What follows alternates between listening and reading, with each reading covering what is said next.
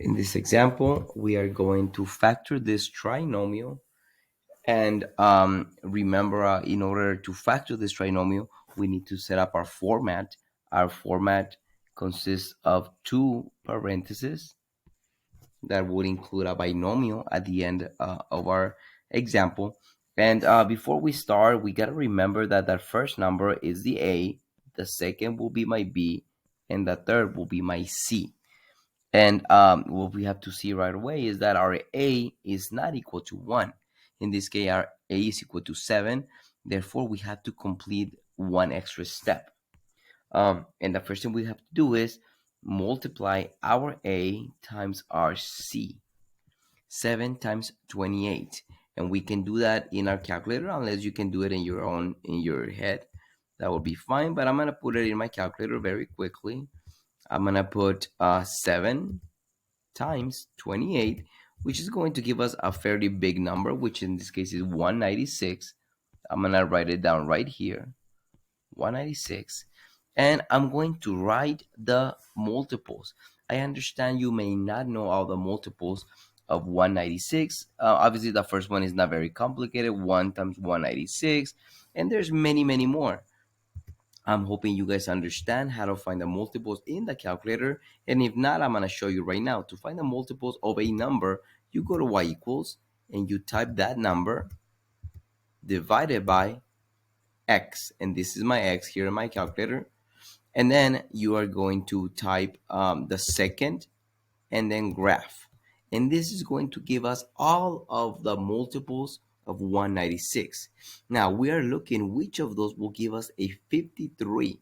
Might not be an easy task, but if we look carefully, we have 196. I don't think that's going to give us a 53. 298 will not give us a 53. That 3 is not even a multiple because it has a decimal. 4 and 49. If we think carefully, 4 and 49, if we add 4 plus 49, will give us a 53. So I'm going to go ahead and write this right here. 4 and 49. And 49 will give us a 53. So those are my two numbers. I'm going to go ahead and put my A, and my A goes here. And I'm going to go ahead and write my 4 and my 49.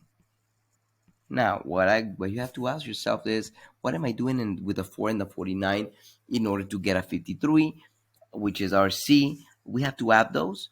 So we have to have the same sign, either both negatives or both positives. In this case, it's going to be both positives because I want to get a positive 53. At this time, we are almost done. At the end of this, remember, we have to divide our numbers by our A. So what I'm going to do, I'm going to divide both by 7. And if I get a whole number, I will be done. If I don't get a whole number, I got to do something else. If I do this one first, I'm going to bring down the A. And if I divide 49 divided by 7, you can put that in the calculator, or you can know that 49 divided by 7 is actually positive 7. In my other side, though, if I divide 4 by 7, I am not going to get a whole number. I'm going to get a decimal.